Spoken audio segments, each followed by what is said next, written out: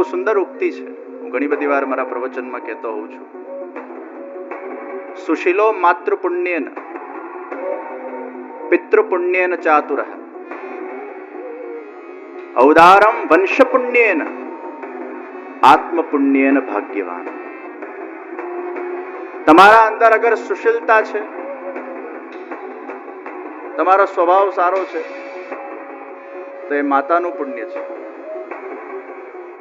તમારા અંદર અગર ઇન્ટેલિજન્સી છે, તમે ચતુર છો, બુદ્ધિ તમારી સારી છે, પિતાનું પુણ્ય છે.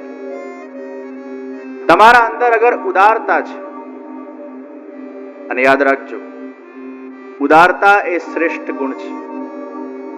કારણ કે જે વ્યક્તિમાં ઉદારતા હોય એ જ વ્યક્તિ પ્રેમ કરી શકે, અને જે વ્યક્તિ પ્રેમ કરી શકે એ જ વ્યક્તિ ભક્તિ કરી શકે, અને જે ભક્તિ કરી શકે એ જ ભગવાનને पामी શકે. उदारता यानी जहां देने का भाव है. भगवान भी कहां प्रकट होते हैं? जहां उदारता है. नंदराय जी के वहां उदारता थी. जस आपे ने जशोदा कहवाय, जस ले ने जशोदा न कहवाय. जे सर्वने आनंद आपे એ નંદરાય છે, એ યશોદાજી જસ આપે છે. વિશુદ્ધ સત્વમ વસુદેવજી, અને જેમાં વિશેષ દિવ્યતા છે દેવકીજી. આ બધા આપવા વાળા ગુણો વાળા વ્યક્તિઓ છે. અને ભગવાનના ઇર્દ ગિર્દ પણ જે તત્વ વિરાજમાન છે એ પણ આપવા વાળા છે.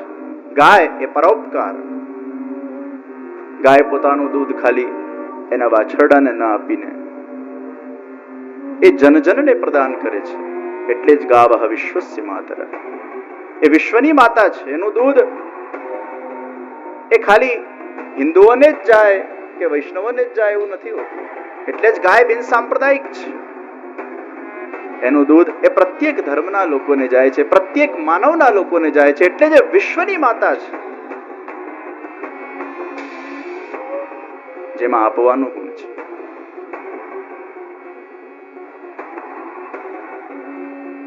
જે આપનાર લોકો છે ભગવાનને બહુ પ્રિય છે. લેવામાં સંકુચિતતા છે, આપવામાં ઉદારતા છે. ઇંગ્લિશના અંદર એવું કહેવાય છે કે આઈ વોન્ટ હેપીનેસ, એમાંથી આઈ કાઢી નાખો તો તમને હેપીનેસ મળે. પણ ભક્તિ માર્ગમાં આઈ કાઢવાની વાત નથી, આઈને ડાયલ્યુટ કરવાની વાત છે. આઈ વોન્ટ હેપીનેસ ને આઈ એમ happiness. I belong to happiness. I belong to Krishna, who himself is happiness and bliss. આને નાશ નથી કરવાનો, ડાયલ્યુટ કરવાનો છે. મિશ્રી દૂધના અંદર જ્યારે ભળે ત્યારે એ મિશ્રી પોતાના અસ્તિત્વને ગુમાવી દે છે, પણ એ મીઠાસમાં કન્વર્ટ થઈ જાય છે. એમ આપણા આયને ભગવાનના શ્રી ચરણારવિંદોના અંદર જ્યારે દાસ ભાવથી આપણે ડાયલ્યુટ કરી નાખીએ છીએ. હે કૃષ્ણ, તું મારો અને હું તારો. શ્રી કૃષ્ણ શરણમ મમ. હું તારો છું અને તું મારો છે. આ હું ને તારાના અંદર સમર્પિત કરવાનું છે. या तो હું તું में समर्पित होगा, या तू હું में समर्पित होगा. હું તું માં સમર્પિત થાય એ ભક્તિ, તું હું માં સમર્પિત થાય એ જ્ઞાન માર્ગ. જીવાંશોસ્ત્ય વનાપર. અને પેલામાં અહમ બ્રહ્માસ્મિ, હું જ ભગવાન છું. એ તું હું માં સમર્પિત થાય છે. અહીંયા હું તું માં સમર્પિત થાય છે. એ આયને ડાયલ્યુટ કરીને, મીઠાસ યુક્ત બનાવીને ભગવાનના શ્રી ચરણારવિંદોમાં સમર્પિત કરવાનું છે. અને જે પોતાનું સમર્પણ કરી શકે એ જ ભક્તિના પથ પર આગળ વધી શકે. એ ઉદારતા, પોતાના જાતને ન્યોછાવર કરવાની ઉદારતા, પ્રેમ કરવાની ઉદારતા, સત્કર્મ કરવાની ઉદારતા, બીજાને ખુશ કરવાની, સુખી કરવાની ઉદારતા, બીજાને રાજી કરવાની ઉદારતા. ઔદારમ વંશ પુણ્યેન, એ વંશમાંથી પ્રાપ્ત થાય છે. એક કોઈક મરજાદી તમારા કુળમાં જન્મી જાય, 7 પેઢી તારતો જાય, વિચાર કરો, જગતગુરુ શ્રી વલ્લભાચાર્યજી મહાપ્રભુજીના કુળમાં એ સૌભાગ્યથી અમારું જન્મ થયું તો એ કેટલો મોટો વંશનો વારસો પ્રદાન થયો છે.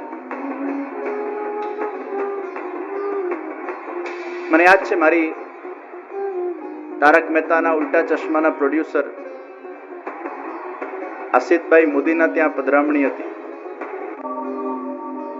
અને એમને મને બહુ સરસ વાત કરી કે જે મારા પિતા એ મરજાદી છે, દિવસ રાત ઠાકોરજીની સેવા સ્મરણ સત્સંગમાં વ્યસ્ત રહેતા. સુરત શહેરમાં ઘણા બધા એવા લોકો છે જે બંને ટાઈમ સેવા કરે છે, અષ્ટયામ સેવા. અને ઘણા બધા લોકોના ત્યાં મારી પધરામણીઓ થઈ અને આપણા સુરત ઘર પ્રણાલિકા અનુસાર બહુ સુંદર એ લોકો સેવામાં રતપ્રત છે. હરિરાયજી કેટલી સુંદર વાત કરી. હો વારીન વલ્લભિયન પર અપને તન કો કરો બિછોના, શીશ ધરો ઇનકે ચરણન. એ દાસ ભાવ એમના રોમ રોમમાં પ્રગટે છે. કેટલી સહજતા, સરળતા, દીનતા, એ આય ડાયલ્યુટ થઈ ગયો છે દાસ ભાવ. એમની વાણીમાં વિનમ્રતા, એમની વાણીમાં વિવેક, એક એવી મીઠાસ, જરાય લેવાની વૃત્તિની ભારોભાર આપવાની વૃત્તિ, તત્સુખનો વિચાર. અને એટલે આપણા ઠાકોરજીની સેવામાં પણ આપવાનો ભાવ છે, ક્યાંય લેવાનો ભાવ નથી. તત્સુખ ઠાકોરજીના સુખાર્થે. પ્રભુ કે સુખ में हम सुखी बने,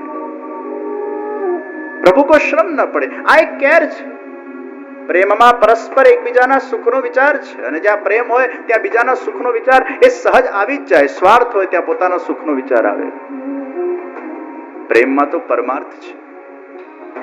એ જે આખી પુષ્ટિ માર્ગની સાધન પ્રણાલિકા જે વલ્લભાધીશ મહાપ્રભુજીએ બતાડી અને એ પ્રમાણે અગર કોઈ વ્યક્તિ પોતાના ઘરે એ ઠાકોરજીની એ રીતની સેવા અગર કરે, નિશ્ચિત ભગવાન કૃપા કરે ત્યારે સાધન આપે. ઘણીવાર સાધન વડે ભગવાન પોતાની કૃપાથી પ્રાપ્ત થાય અને ઘણીવાર સાધન વગર પણ ભગવાન એને ફળ આપી દે છે.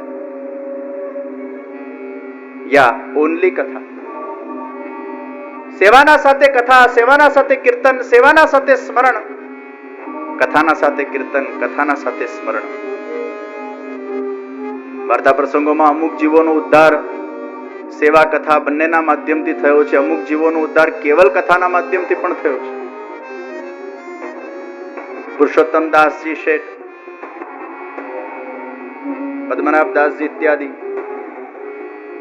સેવાના માધ્યમથી ભગવાને કૃપા કરીને એમને એ તનુજા વિતજા સેવાનું સાધન આપ્યું.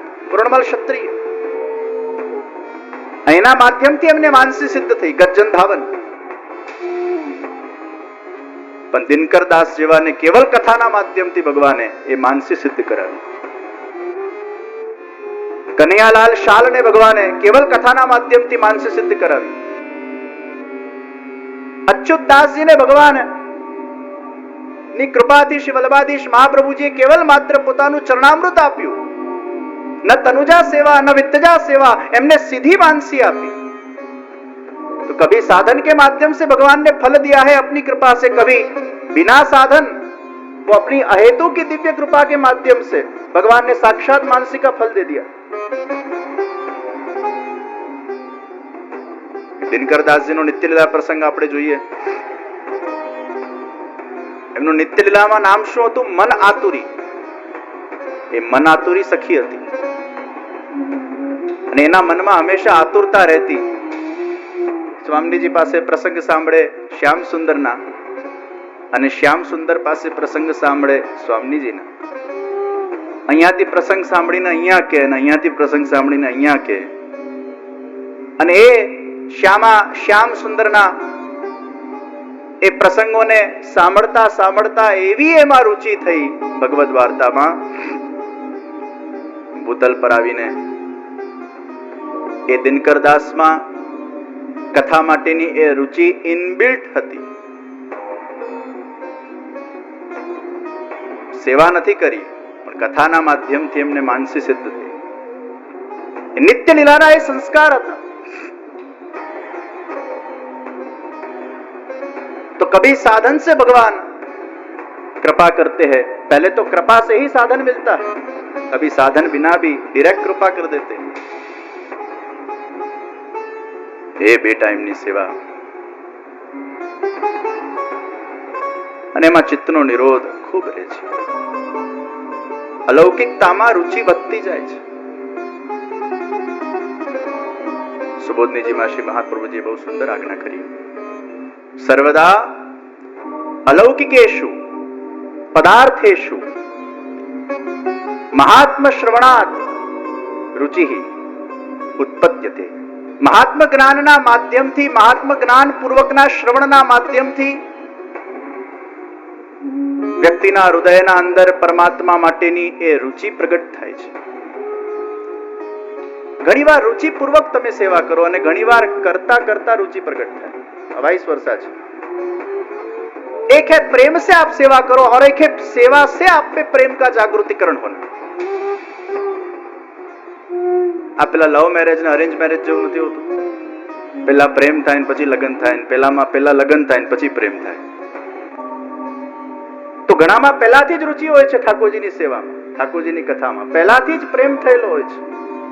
એટલે જ ગોપી ગીત એ પ્રેમથી ગવાયેલું ગીત છે, પ્રેમ માટે ગવાયેલું ગીત નથી. એ ફલ છે, એ ફલાત્મિકા સેવા છે તમારી. સાધનમાંથી ફલ માનસી મળે, પણ તમારામાં પહેલાથી જ અગર પ્રભુ માટેનો પ્રેમ છે અને એ પ્રેમ પૂર્વક જ્યારે તમે સાધન કરો છો ત્યારે સાધન તમારું એ ફલાત્મિકા બની જાય છે. પ્રેમ પૂર્વક की सेवा.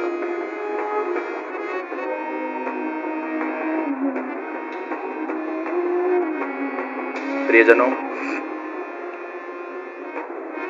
ઠાકોરજીની વિશેષ કૃપાથી આ રીતે જીવનના અંદર ભગવત સેવાના, ભગવત કથાના એ દિવ્ય અવસર આપણને પ્રાપ્ત થતા હોય છે.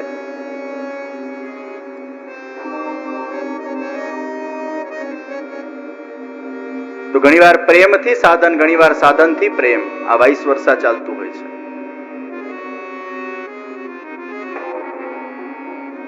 તો રુચિને ઘણીવાર કેળવવી પડે. રુચિ હોય ને એને કેળવવી પડે.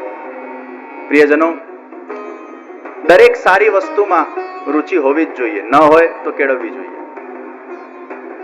ખરાબ વિષયમાં અગર તમારી રુચિ છે તો એ રુચિને એમાંથી क्षीण करवा माटे पण तमारे पुरुषार्थ करवो पड़से. पुरुषार्थ करना हमारा धर्म है, कृपा करना भगवान का धर्म है. साधन हम करते जाए, कृपा वो करे. कब करेंगे हमें पता नहीं है, और आपकी पात्रता के आधार के ऊपर भगवान आपको क्या फल देना चाहते हैं वो भी आपको पता नहीं है. लेकिन आपकी जो पात्रता जहां रही हुई है आपके अंदर, भगवान उस प्रकार के साधन आपके द्वारा करवा कर उसी प्रकार का फल आपको प्रदान करेंगे. जे बीजमांथी कली प्रगट थवानी हशे तो कली ज प्रगट थशे. जे बीजमांथी वृक्ष प्रगट थवानुं हशे तो वृक्ष ज प्रगट थशे. जे बीजमांथी फल प्रगट थवानी संभावना हशे तो फल प्रगट थशे. अमुक कड़ी सुधी पहोंचे, अमुक वृक्ष सुधी पहोंचे, अमुक फल सुधी पहोंचे.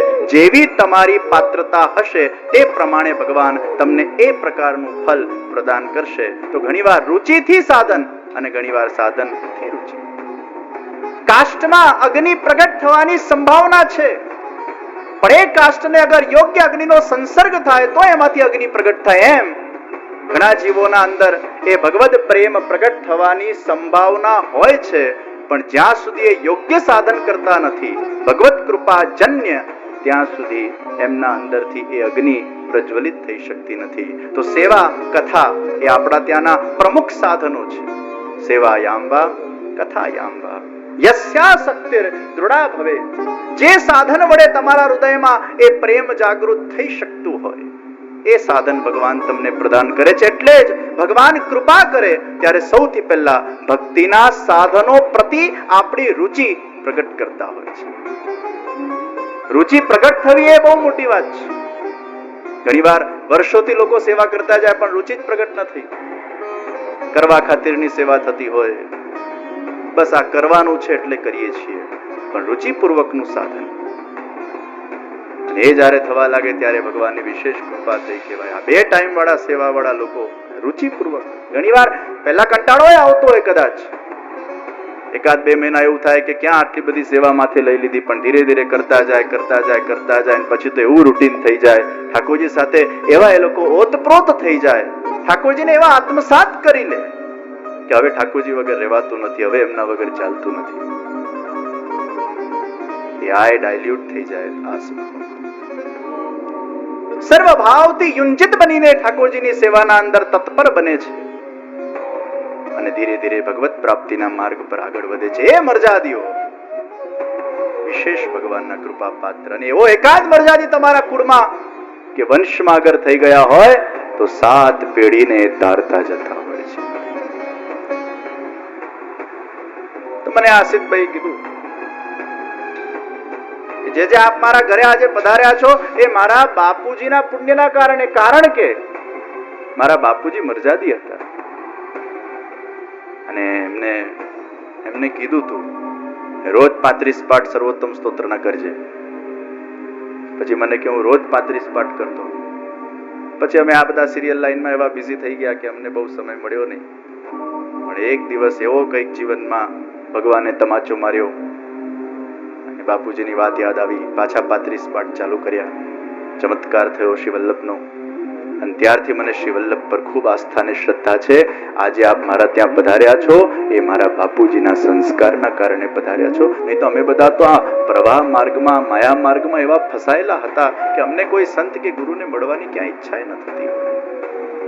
પણ એ સંસ્કાર ઔદારમ વંશ પુણ્ય, वो उदारता वंश से प्राप्त होती है.